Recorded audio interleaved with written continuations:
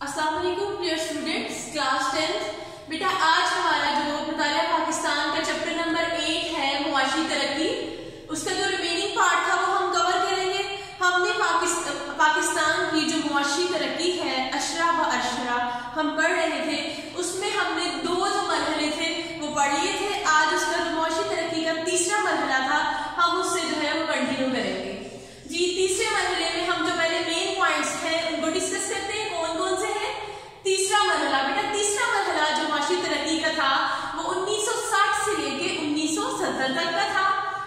1958 में जनरल अयूब खान का दौरे हुकूमत था, यानी ये जो 5 ईयर प्लान था, ये 5 साला मंसूबा था, ये जो जनरल अयूब खान थे उनके दौरे हुकूमत में बनाया गया, उनकी निगरानी में बनाया गया। जो जनरल अयूब खान का बेटा इरा है, उनका दौरे हुकूमत है, ये इस टॉपिक में तो नहीं, लेकिन इसको ग्रीन रेवोल्यूशन भी कहा जाता है, क्योंकि इनके इरा में जो हमारी ज़राअत थी वो बहुत ज्यादा, उसका जो लेवल था हाई चला गया था, जो ज़राई तरक्की थी वो बहुत ज्यादा हुई थी। इन्होंने दूसरे ममालिक से जो मॉडर्न मशीनरी है, ट्यूबवेल वगैरह, खादें वगैरह, केमिकल्स वगैरह, वो भी अपने मुल्क में लाए थे और हमारा जो ज़राअत का शोबा था उसने बहुत ज्यादा तरक्की की थी। यानी कि हमारा जो मुआशी तरक्की का ये जो तीसरे मरहला है, इसमें जो दूसरा 5 साला मंसूबा है ये बहुत सक्सेसफुल यानी कामयाब रहा। जितने भी 5 साला मंसूबे बने हैं उसमें ये जो जनरल अयूब खान के इरा में जो मंसूबा था ये सबसे जो सक्सेसफुल यानी कि कामयाब मंसूबा था। 1965 के बाद सनदी शोबा में तरक्की की रफ्तार सुस्त हो गई। जी, 1965 बेटा जंग थी, जंग के बाद किसी भी मुल्क के हालात जो है वो बहुत खराब हो जाते हैं, वहां जो गुर्बत है वो हो जाती है। हर शोबा, सनत हो, ज़राअत हो, तलीमी शोबा हो, हर शोबा हिट होता है, ठीक है, मुतासिर होता है उससे। ज़राअत जो है, जो सनत है, ये दोनों बहुत स्लो हो गई थी, इनमें तरक्की की रफ्तार बहुत सुस्त हो गई थी। ज़राअत में तरक्की की रफ्तार तेज। जी, मैंने बताया कि अयूब खान जो थे इन्होंने जो नई जदीद मशीनरी थी वो दूसरे मुल्कों से लाई, नई मशीनरी से मुतारफ करवाया हमारे किसानों को, जिससे हमारी जो ज़राई तरक्की है वो बढ़ गई, इसकी जो रफ्तार है वो तेज हो गई। तरक्याती मंसूबे का हजम 19 करोड़ रुपए रखा गया, मगर 1961 में 23 करोड़ कर दिया गया। हजम होता है वॉल्यूम, ठीक है। हम कहते हैं कि अक्सर अब हमारा जब बजट बनता है तो कहते हैं, हमारे जो हुक्मरान है वो कहते हैं कि इतने अरब रुपए मुख्तस कर दिए गए, यानी रख दिए गए इस प्रोजेक्ट के लिए कि ये जो अदारा है या ये जो हमारा एरिया है, इस पे हमने, ये जो हमारा प्रोजेक्ट है, ये जो हमारा काम है, इस पे हमने इतने पैसे जो है वो खर्च करने हैं इसको कामयाब बनाने के लिए। यानी 19 करोड़ रखे गए थे, लेकिन 1961 में इसको 23 करोड़ कर दिया गया, क्योंकि इस जो हमारा शोबा था उस पर बहुत ज्यादा तरक्की हो रही थी और हमारी जो हुकूमत है उन्होंने कहा कि हम और ज्यादा इन्वेस्टमेंट करते हैं ताकि इस शोबे में मजीद और तरक्की हो और हमारी जो कौमी आमदनी है वो बढ़ जाए। सनदी शोबा में 40% सालाना तरक्की। जी, सनत के शोबे में 40% जो सालाना तरक्की है वो हुई और ज़राई शोबे में 15 से ज्यादा फीसद जो तरक्की है वो हुई। जी, आगे जो तीसरा 5 साला मंसूबा है हम वो देखते हैं। तीसरा 5 साला मंसूबा जो है वो 1965 से लेके 70 तक था। इसके हम मेन पॉइंट डिस्कस करते हैं। इस मंसूबे का हजम 5200 करोड़ रुपए था। जी, जो दूसरा था मंसूबा उससे जो तीसरा 5 साला मंसूबा है उसका तकरीबन डबल है, ठीक है, 5200 करोड़ रुपए था। सनदी मैदान में तरक्की 9%। देखें इसके लिए जो पैसे रखे गए, जो बजट था मुख्तस किया गया वो तो बहुत ज्यादा था, लेकिन इसमें जो तरक्की है वो कंपैरेटिवली इसके मुकाबले में जो दूसरा 5 साला मंसूबा था उसके मुकाबले में कम हुई, यानी 9%। इसमें सनदी तरक्की कितनी हुई? 9%, और उसमें तो 40% से भी ज्यादा थी, ठीक है। आप इसको कंपेयर करके इजीली आसान लफ्जों में याद कर सकते हैं। जैसे अगर आपको नहीं याद होता फर्स्ट में क्या था, सेकंड में, थर्ड में, आप इसको कंपेयर कर ले कि पहले में जो सनदी तरक्की थी वो 40% हुई, दूसरे में कितनी थी?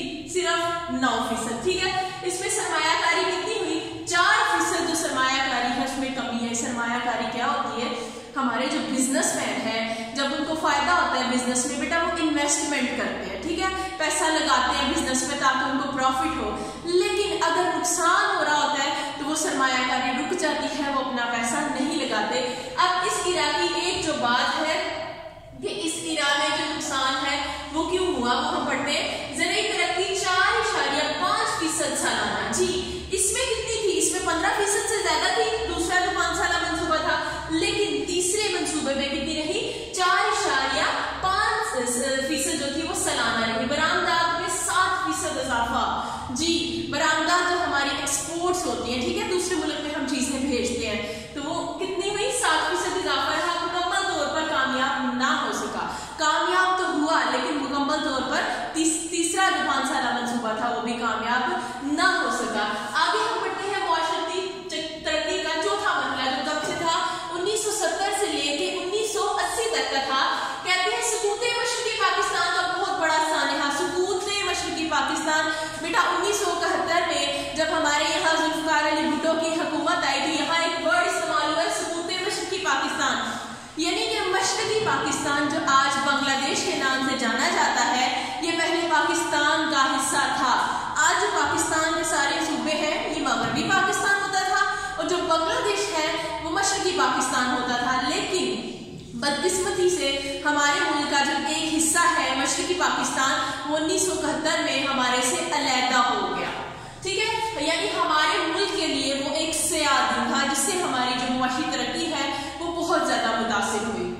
1970 में जुल्फकार अली भुट्टो का दौरे हुकूमत। जी, जुल्फकार अली भुट्टो के दौरे हुकूमत के बेटा एक और बात, एक तो ये हुआ, ये जो दूसरा चौथा मरहला था 1970 से लेके 80 तक, ये बिल्कुल आप कह रहे हैं कि जरा भी कामयाब नहीं हुआ था, ये जरा भी सक्सेसफुल नहीं था। इसमें हमें जितने भी मंसूबे बनाए थे उन्होंने अपना जो हदफ है वो वहां तक नहीं पहुंच सके थे। ठीक है, क्योंकि जुल्फकार इस इरा में एक और जो कमी थी वो ये भी थी कि जुल्फकार अली भुट्टो जो थे उनका दौरे हुकूमत था, उन्होंने एक जो पॉलिसी है वो मुतारफ करवाई, इसको कहते हैं नेशनलाइजेशन पॉलिसी। यानी जितने भी सनदी अदारे थे, कारखाने थे, उनको उन्होंने कौमी मलकियत में ले लिया, यानी हुकूमत के अंडर कर लिए। चीनी के थे, घी के थे, और भी बहुत ज्यादा सनतें ऐसी थी कि उन्होंने कहा कि हुकूमत के अंडर हो गए थे, वो प्राइवेट बिजनेसमैन के, ठीक है, प्राइवेट लोगों के थे, लेकिन हुकूमत ने अपने अंडर ले लिए और कहा कि सिर्फ एक जो प्रॉफिट है उसमें से इतने फीसद हिस्सा जो है वो जो बिजनेसमैन है उनको दिया जाएगा। तो बेटे देखिए, एक बिजनेसमैन है वो इतना पैसा इन्वेस्ट कर रहा है, तो पहले उसको सारा प्रॉफिट उसी को जा रहा था, तो जाहिर है उसको ज्यादा फायदा होगा। लेकिन अब वो प्रॉफिट जो है उसका कुछ हिस्सा हमारी हुकूमत को जा रहा है और कुछ हिस्सा जो है उस बिजनेसमैन को जा रहा है। तो इस वजह से लोगों ने जो इन्वेस्टमेंट थी, बिजनेस पे पैसा इन्वेस्ट करना था, वो कम कर दिया, उसको रोक दिया।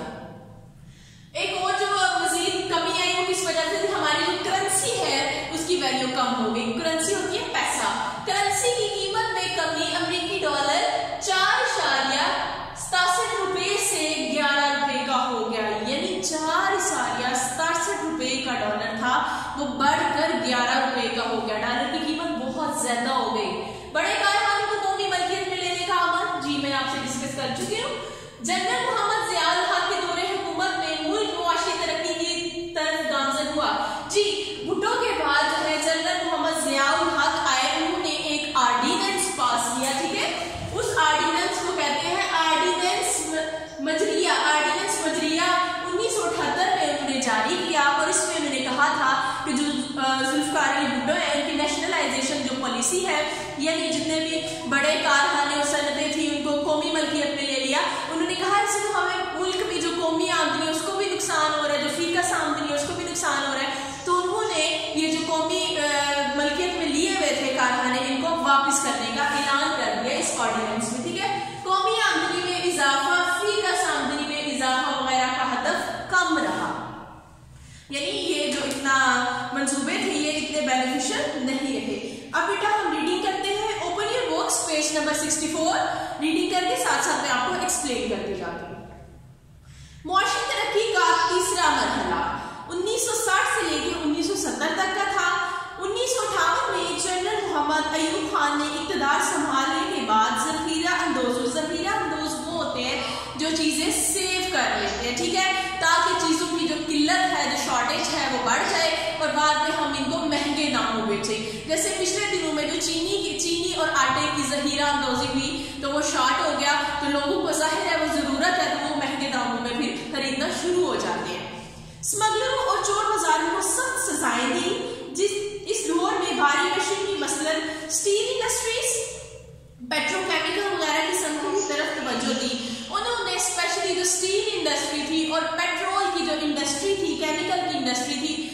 तरफ तवज्जो दी। 1965 के बाद सनती शोबे की तरक्की की रफ्तार में सुस्त हो गई, जबकि ज़राअत की तरक्की जो है वो तेज हो गई। सनत की जो तरक्की थी बेटा वो सुस्त हो गई थी, लेकिन जो ज़राअत का शोबा है उसमें तरक्की तेज हो गई। पाकिस्तान की मुआशी तरक्की के लिहाज से दूसरा 5 साला मंसूबा 1960 से 1965 को खास अहमियत हासिल है। जी, खास अहमियत क्यों हासिल है? इसमें हमारे मुल्क का जो कौमी खजाना था उसमें भी बहुत ज़्यादा तरक्की हुई और मुल्क में बहुत ज़्यादा खुशहाली हुई। यानी कि हमने जितना हदफ हमारी हुकूमत ने रखा था कि हमने इतना इससे प्रॉफिट लेना है, फ़ायदा लेना है, उससे ज़्यादा प्रॉफिट हुआ था। दूसरे 5 साला तरक्याती मंसूबे का हुजम 1900 करोड़ रुपए मुकर्रर किया गया। हुजम होता है वॉल्यूम, इतने पैसे, मगर 1961 में यह हुजम 23 करोड़ रुपए कर दिया गया, इसमें इजाफा कर दिया गया था। इस मंसूबे के तहत मुल्क की मुआशी तरक्की में बेहतरी आई। जी, मुआशी तरक्की में बेहतरी आई।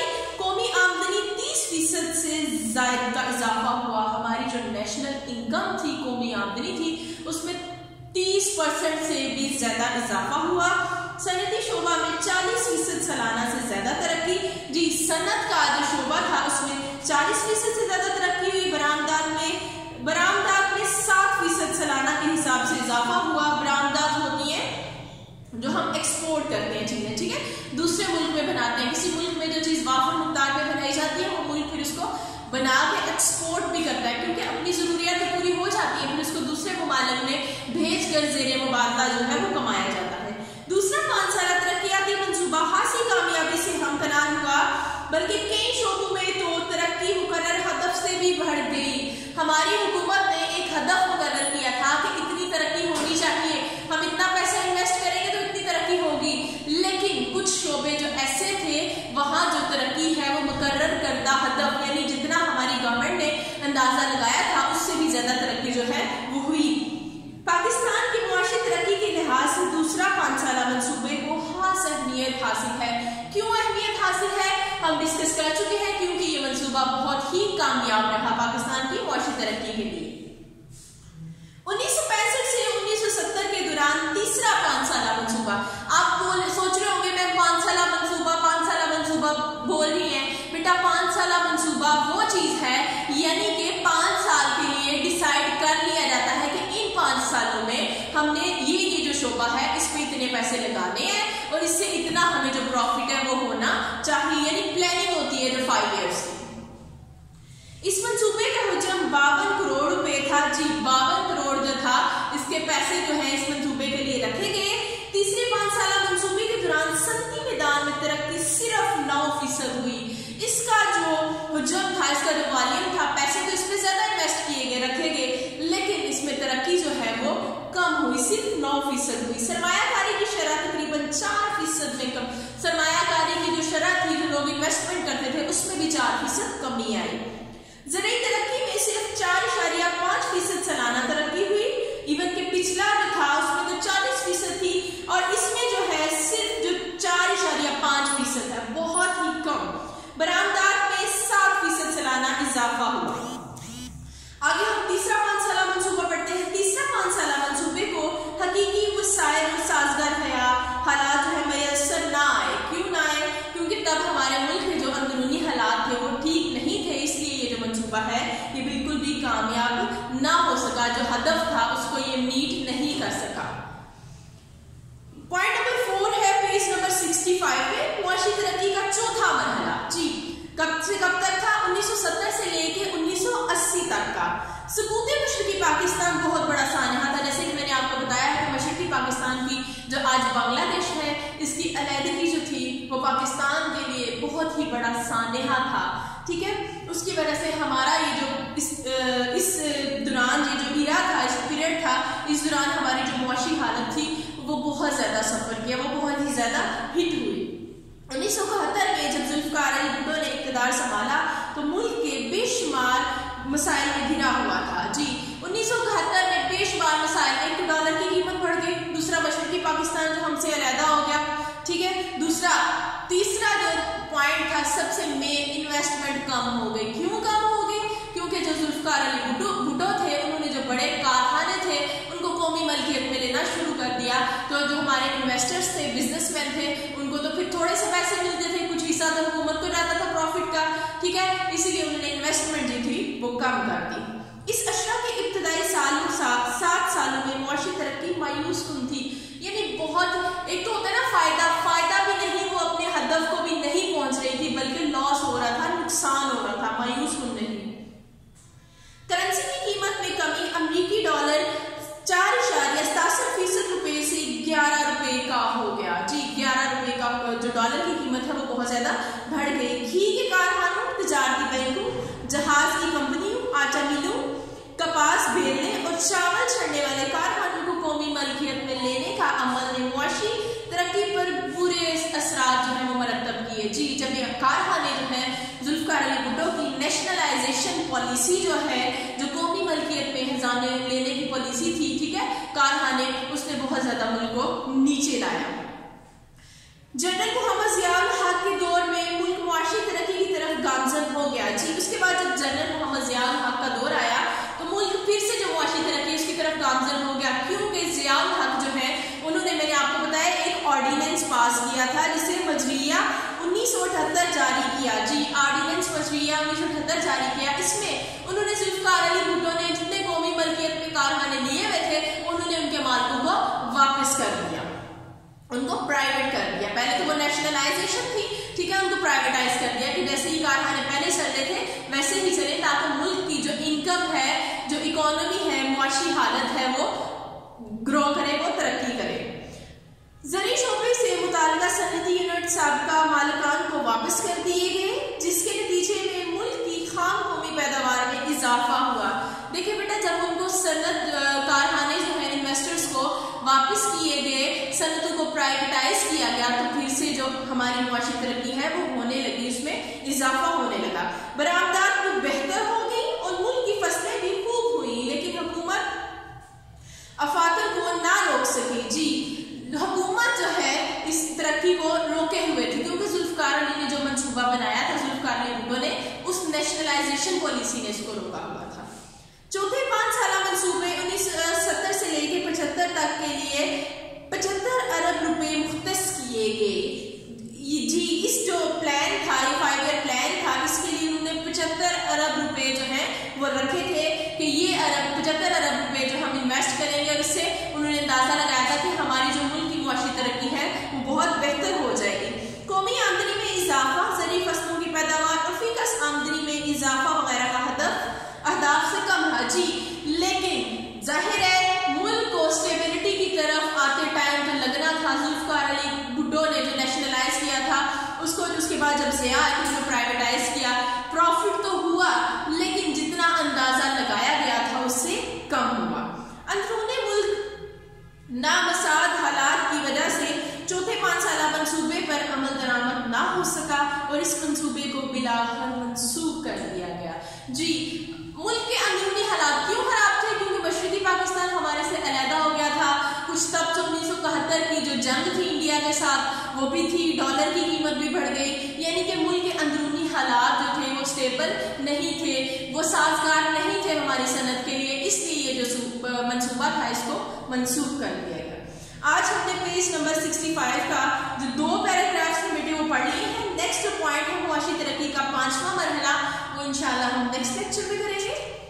आप इसकी रीडिंग करें, इसको समझें। अगर आपको किसी भी पॉइंट की समझ नहीं आती तो आप मुझसे दोबारा पूछ सकते हैं।